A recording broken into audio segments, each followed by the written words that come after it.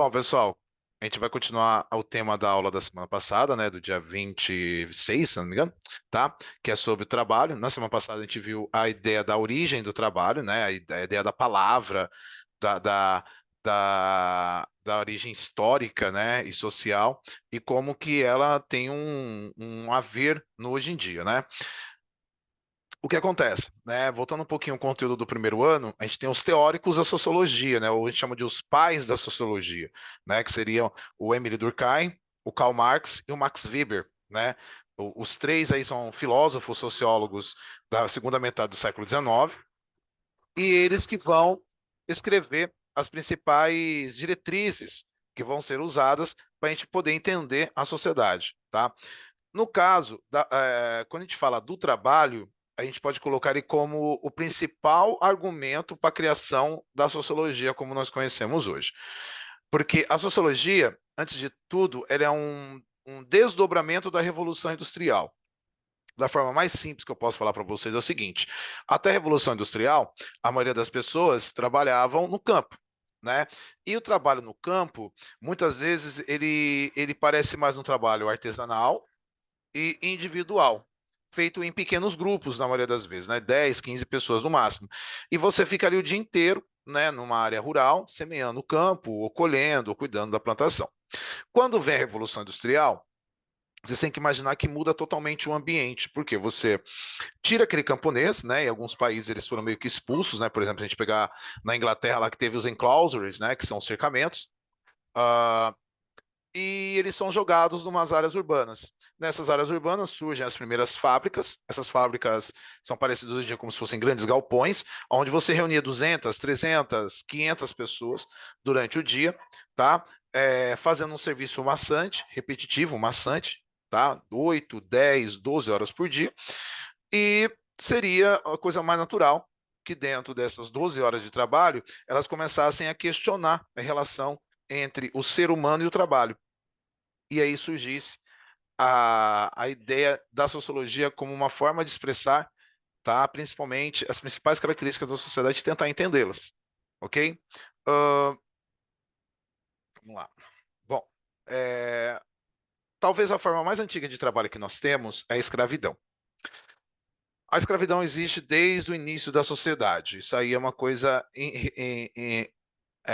irremediável, tá? Ainda existe, tá? Então, a escravidão talvez seja a forma de trabalho mais antiga e infelizmente é utilizada até hoje.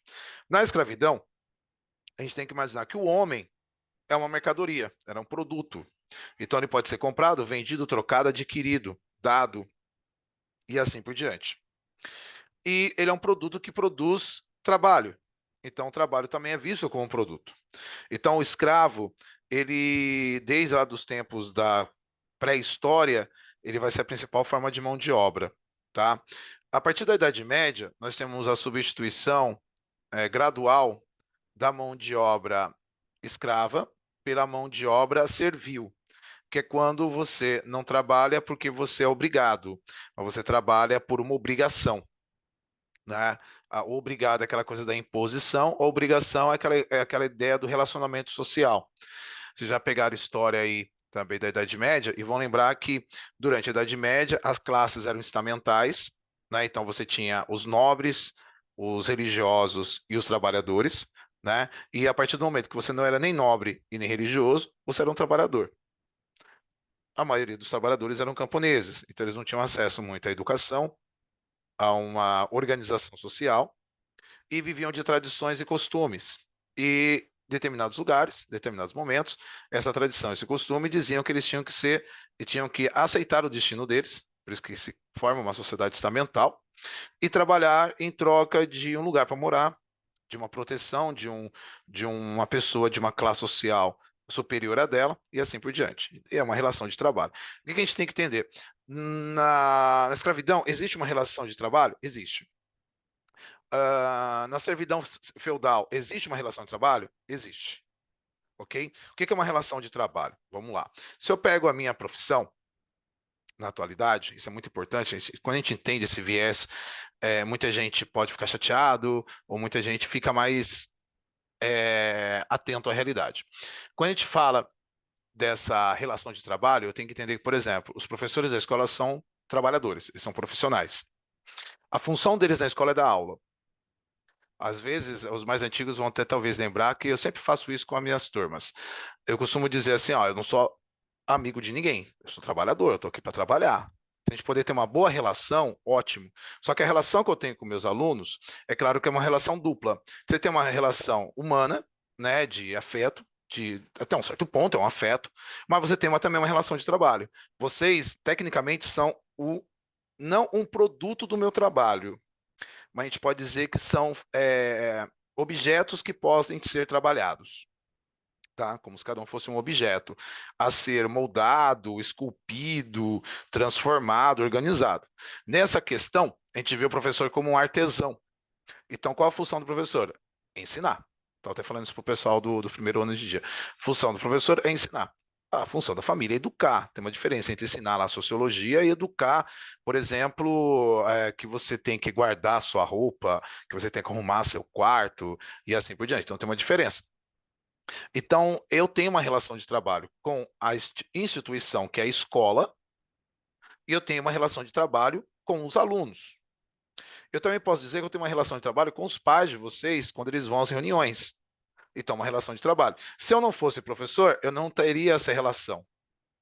Se eu tivesse outra profissão, seria outro tipo de relação, tá? Então, essa é um tipo de relação de trabalho. A relação de vocês comigo não é uma relação de trabalho, é uma relação de instituição educacional, de aprendizado, mas não é de trabalho, porque vocês não são meus funcionários e vocês têm que entender que vocês não são meus patrões. Então, não é uma relação de trabalho. Mas a relação comigo, com vocês, é uma relação de trabalho. De vocês comigo é uma relação de aprendizado, tá? Então, as relações, elas são bem complexas e elas se dão em vários níveis. E aí a gente pode entender como que a sociedade funciona. Bom, voltando lá para as apresentações, vamos lá aqui. Então, existe um tipo de relação quando o trabalho é escravo e existe um tipo de relação quando o trabalho é servil. Hoje em dia, o trabalho, ele, a partir do século XVI, ele cresceu cada vez mais e se tornou um trabalho assalariado, que é uma das principais características do capitalismo. Sem um trabalho assalariado, não existiria o capitalismo como nós conhecemos hoje. Por quê? Indiretamente, para a sociedade, você tem uma qualidade, você tem uma importância a partir do momento que você produz riquezas.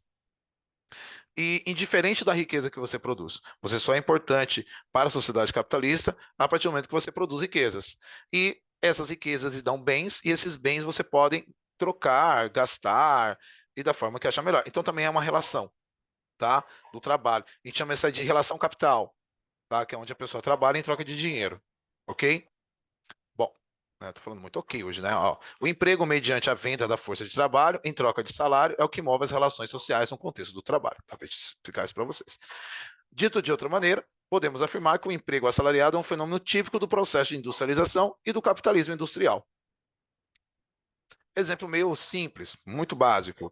Eu trabalho na escola. Vamos supor que amanhã aparece uma proposta para mim de emprego, para mim dar aula em outra escola. E a pessoa lá que é dona da outra escola, diretor, coordenador que entra em contato comigo, ela me oferece o dobro do salário que eu tenho no Coliseu. Então, se você trabalha aqui no Coliseu, você ganha um, vem trabalhar com a gente, você ganha três. Dando um exemplo básico para vocês. Qual é a minha relação? Minha relação é de trabalho. Minha relação, claro, devido eu estar lá 17 anos, quase 18 anos dando aula na escola, eu tenho outros níveis de relação, mas é uma relação de trabalho, ok? Então, nada me impede de trocar uma instituição por outra, porque a minha relação é com o trabalho. A minha relação não é o prédio da escola. A minha relação não é as mesas e carteiras. Minha relação é de trabalho. Então, essa relação de trabalho é volátil. Né? Tem uma frase no capitalismo, eu não gosto muito dessa frase porque eu não levo muito ela à frente, mas essa frase ela é muito verdadeira, que é aquela ideia que paga no bem que mal tem. E aquela ideia também que todo mundo tem um valor. Se você chegar no preço da pessoa, a pessoa pode sujeitar a fazer algo talvez que ela não queira. Então, alguns falam da ideia da corruptibilidade da pessoa, né? Você corromper a alma da pessoa, etc. Então, mas é coisa muito do capitalismo. Tem pessoas que, por exemplo, eu não. Se você der R$ 1.000, eu tomo 1 litro de óleo. Óleo de cozinha, tá? Óleo de motor eu morro. Mas se der R$ 1.000, eu toma um golão de óleo lá, óleo vegetal, por exemplo. Tá? Bom, do ponto de vista histórico, algumas condições precisam ser satisfeitas para que fosse possível o surgimento e a consolidação do emprego como forma de como conhecemos. Primeiro, acumulação de capital necessário para investir e produzir os bens e serviços a serem consumidos pela sociedade. B, as inovações tecnológicas para o aumento da produtividade. C, a venda da força de trabalho pelo trabalhador. D, um arcabouço moral e religioso que defendesse o espírito empreendedor e a dedicação ao trabalho como valor ético. O A, a gente tem o surgimento da burguesia na segunda parte da Idade Média. Essa burguesia, ela vai acumular riquezas e ela vai investir essa riqueza, né, em produtos que sejam utilizados para produzir cada vez mais. Só que assim, a burguesia, né, vamos pegar o marxismo, né, que ele talvez seja o tipo de estudo mais abrangente. A burguesia, ela não produz nada. Né? A burguesia ela não produz. Segundo Marx, a burguesia não produz nada. A burguesia ela compra a mão de obra de outra pessoa que não tem os meios de produção. E ela utiliza essa mão de obra da pessoa para ter lucro. Então, por exemplo, lá na escola, aquelas mesas, aquelas cadeiras, tudo que está na escola lá, tem um dono, tem uma dona, né, que é a dona Maura e o senhor Paulo. Eles são donos dos meios de produção. Aquele prédio não é deles, aquele prédio, aquela parte de cima lá, a parte que contém escola é alugado. Então eles que pagam essas contas, a luz, a energia, e eles disponibilizam um serviço que os pais de vocês ficaram dispostos a pagá-los, tá? Só que, por exemplo, o senhor Paulo é professor. A dona Maura também é professora, só que eles não dão aula na escola. Olha que louco. O professor Paulo é de filosofia, história, e a dona Maura é de português e pedagogia. Mas eles não dão aula na escola. Eles contratam outros professores que não têm os meios de produção para poder dar aula. Então você tem uma relação aí, tá? Do acúmulo de capital. Mas em algum momento, lá atrás, no passado, tanto a dona Maura quanto o senhor Paulo, eles tiveram que acumular dinheiro, acumular riquezas para poder comprar os meios de produção. Eu, como sou incompetente no ponto de vista geral, quando a gente fala desse jeito, eu não nunca me preocupei em ajuntar esse capital para poder ter os próprios meios de produção. Tá? Mas aí você tem, por exemplo, você pega aí um youtuber atual, o cara tem que comprar um bom computador, tem que comprar uma câmera muito boa, uma gravadora, um celular muito bom, ter roupas boas, né, para aparecer lá na frente dos vídeos dele. Então, para o youtuber, isso são meios de produção, né? E ele é um trabalhador autônomo, ele não tem um patrão, mas ele tem um meio de trabalho, tá? Um meio de produção, que é os vídeos, e esses vídeos ele posta, e a partir da postagem desse vídeo as pessoas podem ir lá assistir, se der like, ele ganha dinheiro com isso, tá? Também é uma relação, ok? Então ele tem que fazer vídeos ali que viralizem, né? E assim por diante, ok? Esse tipo de ideia de trabalho, né? Quando a gente vai para a segunda etapa, vamos lá, deixa eu voltar aqui à segunda etapa, que é a B. A B, né? As inovações tecnológicas para o aumento da produtividade. Todo mundo aqui já foi no McDonald's nos últimos 2, 3 anos. E, paulatinamente, ali os McDonald's estão substituindo os caixas por totens. Então, são inovações tecnológicas. Você não precisa ir mais lá no caixa e pedir um lanche, né?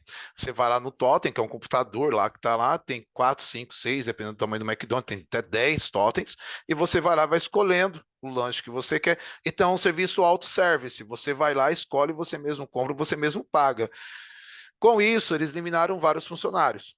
Na sexta-feira, eu fui no McDonald's ali da Juscelino, perto da Peralta, e eles estavam sem sistema. Olha como tecnologia é muito louca. Eles estavam sem sistema, estavam sem internet. Os totens funcionam maravilhosamente, porque como você chegava lá para finalizar, não fazia o pedido e você não tinha como pagar. Então lá a gerente estava lá conversando com a gente, falou: ó, infelizmente hoje a gente está sem sistema, a internet quebrou aqui o nosso modem. Se vocês quiserem comprar, infelizmente, ou pelo iFood, aí o iFood estava funcionando, ou vocês vão ter que pagar em dinheiro, porque as maquininhas de cartões não estão funcionando. Então ela teve que tirar duas meninas da cozinha para colocar nos caixas. O legal é que quando eu fui pedir, lá estava com dinheiro na carteira, minha filha estava querendo um lanche, eu fui lá pedir para ela que era assim, assim, assim, assado. A garota, que é treinada para fazer o lanche, ela não sabia como mexer no caixa, porque já não tem mais essa necessidade. Isso é tecnologia. Então, as inovações tecnológicas também elas mudam a nossa relação de trabalho. Lá eu sou um consumidor, mas eu estou tendo uma relação com a pessoa que trabalha lá. Então também Ô, muda essa professor, relação. Oi, Carlos. assim como está substituindo no mercado também, né? Agora tem os caixas lá com A computador lá que você tendência, compra. a tendência, não sei se alguém gosta muito de cultura japonesa. No Japão, você não tem mais caixa em mercado. No Japão não tem mais. Você vai no mercado, você compra lá o que você quer, você vai passando numa esteira. A esteira tem um leitor óptico que ele identifica lá qual é o produto, o peso, o valor, e ele já vai calculando para você. Quando chega no final da esteira, que passou todos os produtos, ela te dá o valor, você embala, você paga com cartão e vai embora. É assim. Lá é assim, no Japão já é assim. Essa ideia de auto-service, né? O service, o work self, né? Work self, que fala isso em inglês, vem muito dos Estados Unidos. Por quê? Para você criar cada vez mais tecnologia e dinamizar cada vez mais o trabalho e a relação. Só que tem um porém, tem um X aí, tem um X que é muito complexo, aquele X assim bem grandão, que é o seguinte: quanto mais tecnologia você usa no trabalho, menos mão de obra você precisa. E o que vai acontecer com o trabalho daqui a algumas décadas, daqui a alguns séculos? Devido à característica do capitalismo, a cada ano que passa surgem novas profissões. Então, por exemplo, de 10 anos para cá, você ser um youtuber é uma profissão. Você ser um influenciador digital é uma profissão.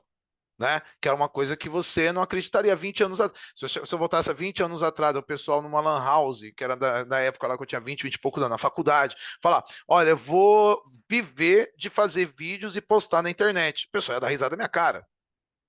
O pessoal ia dar risada. E hoje é um trabalho que é muito bem lucrativo para quem tem sucesso nessa profissão. Eu não tenho essa vocação, eu faço os vídeos aqui com vocês por mais uma questão de ajudar os alunos que não têm condições de assistir a aula online. Mas tem gente que ganha muito dinheiro com isso, muito, muito. Tem alguns que estão ricaços aí por causa de influência social. Bom, a terceira aqui, a venda da força de trabalho pelo trabalhador. Acho que eu já expliquei muito bem. Então, por exemplo, eu vendo minha força de trabalho, eu não sou escravo, eu não sou obrigado a trabalhar, mas existe aquela força invisível da sociedade que te obriga a trabalhar. Então, é uma coerção, né? Como o Durkheim falava, é uma coerção.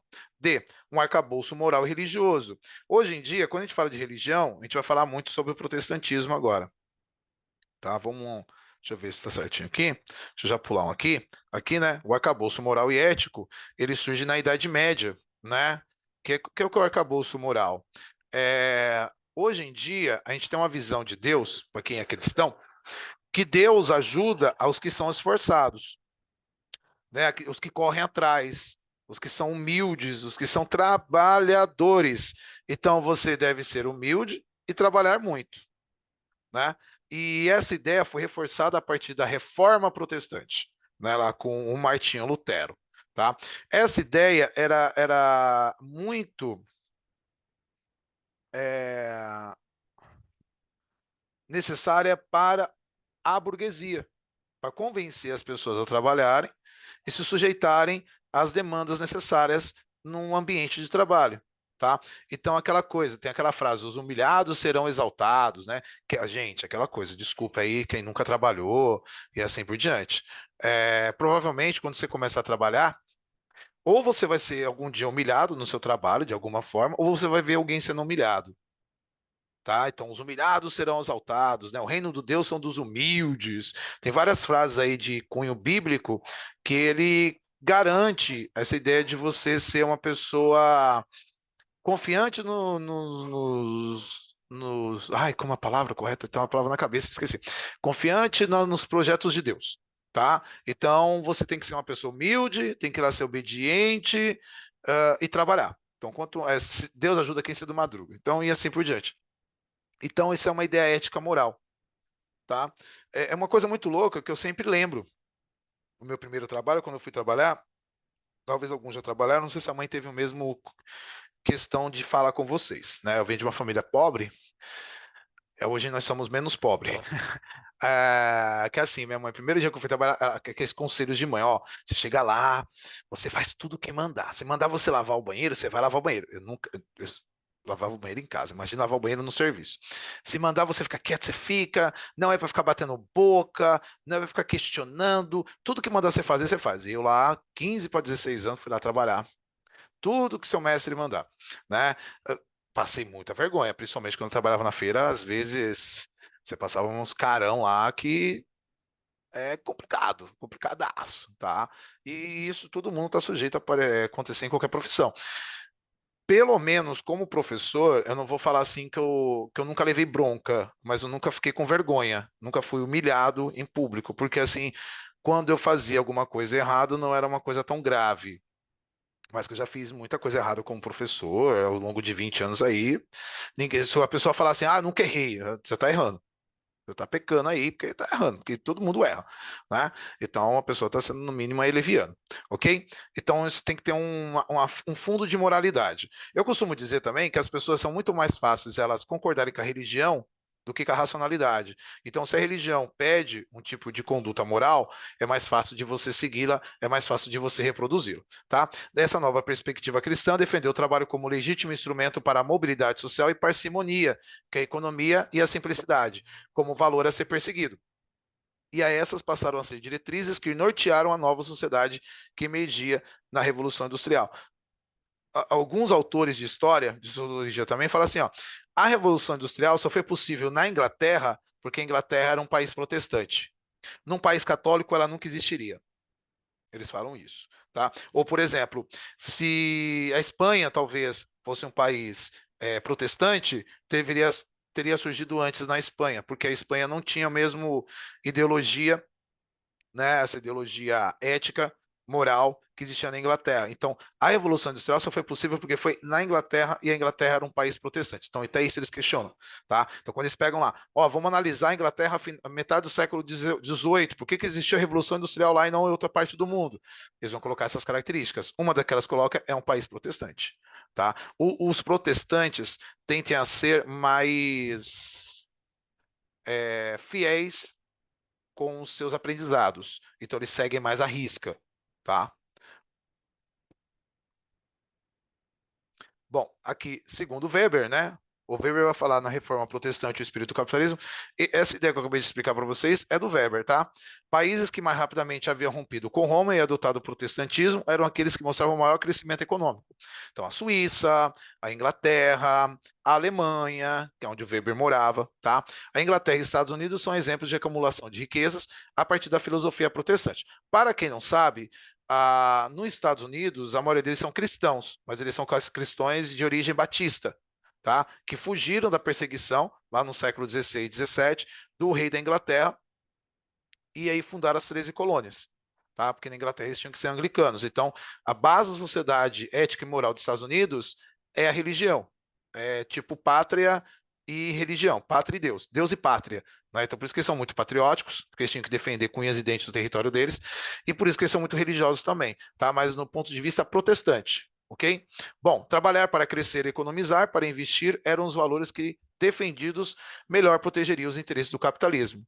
Tá? Então, a pessoa protestante, ela deveria ser humilde e não gastar as suas riquezas à toa, com qualquer coisa. O trabalho é resultado da ação dos homens, no sentido de garantir sua sobrevivência e da sua prole. Sua prole são seus filhos. Os recursos para satisfazer as necessidades materiais e físicas são finitos, e o trabalho é o que permite a produção de bens, mercadorias e serviços destinados a atendê-las. Agora, me lembrando de uma coisa, por exemplo, por isso que nos Estados Unidos não existe aposentadoria, tá? Você fica idoso nos Estados Unidos, você não se aposenta. No Brasil, você se aposenta. Então, você vê esse ato da aposentadoria como um ato cristão católico, mas você não vê nos países protestantes, tá? Você vai trabalhar até morrer. Por quê? Você provém as suas necessidades a partir do seu trabalho e não do trabalho dos outros. Não seria exploração, né? Do ponto de vista protestante. E a exploração é proibida, tá? Segundo o protestantismo. Mas a gente sabe que a burguesia também é protestante e elas ganham dinheiro a partir da exploração do trabalho alheio, tá? O trabalho é o que distingue o ser humano de outras espécies. Óbvio, tá? O homem atua sobre o ambiente de forma ativa e essa ação é o que lhe garante as condições de sobrevivência. Também está meio explicado isso aí. O trabalho medeia a relação do homem com o meio ambiente. E esta relação envolve a consciência, objetivo e propósito. Meus alunos mais antigos de fundamental, vai lembrar algumas aulas de geografia que eu costumava sempre afirmar o seguinte, ó, o ser humano, ele transforma a natureza de acordo com as suas vontades e suas necessidades. E essa transformação, ela se dá através do trabalho, tá? Então nós temos também uma relação com o meio, né? O meio que a gente fala é o ambiente, é o espaço que a gente pode ser transformado, tá? Então também é uma relação de trabalho que nós temos aí com o meio, ok? Voltando aqui. Bom, Karl Marx. Opa, pulei sem querer. Karl Marx, no Manifesto Comunista, fala que uma classe social é detentora dos meios de produção, que são capital, máquinas e equipamentos. Tem alguém com áudio aberto. Bom, outra classe social tem apenas a sua força de trabalho para vender. A classe detentora dos meios de produção é a burguesia. E a classe detentora do trabalho é o proletariado. Maria Clara, quer falar alguma coisa? Tá com a mãozinha levantada. Você levantou sem querer, querendo aí. Meu celular caiu. Mas se quiser perguntar, pode perguntar. Bom, terceiro tópico aqui, ó. A classe dos capitalistas compra a força de trabalho do operário e produz mercadorias que serão vendidas no mercado. E por último, os capitalistas e o proletariado têm objetivos diferentes e, por isso, estarão sempre em conflito, tá? Então, não há como conciliar os interesses do capital com os interesses do trabalho. O Marx vai falar que esse conflito se chama luta de classes. Só que a sociedade é uma sociedade de duas classes sociais, a burguesia, donos dos meios de produção, o proletariado, que é o que tem como única forma de sobrevivência vender a sua força de trabalho, tá, para a burguesia. E a burguesia explora essa mão de obra e cria uma desigualdade, porque eles são donos dos meios de produção, tá? Então Marx aí ele vai falar que essa é a origem da desigualdade social. Bom, o Durkheim, o trabalho tem um caráter social, então ele vê a ideia do personagem, né? O professor é um personagem, tá? Quanto mais complexa for uma sociedade, maior a interação social com os objetivos de organizar a produção e o consumo de bens e serviços. Então aqui ele fala sobre a solidariedade orgânica, né? Que quanto mais complexa, mais organizada ela tem que ser e mais dependente a gente se torna da sociedade. A especialização, a divisão do trabalho não teriam ocorrido em função da necessidade de a sociedade precisar aumentar os seus níveis de felicidade.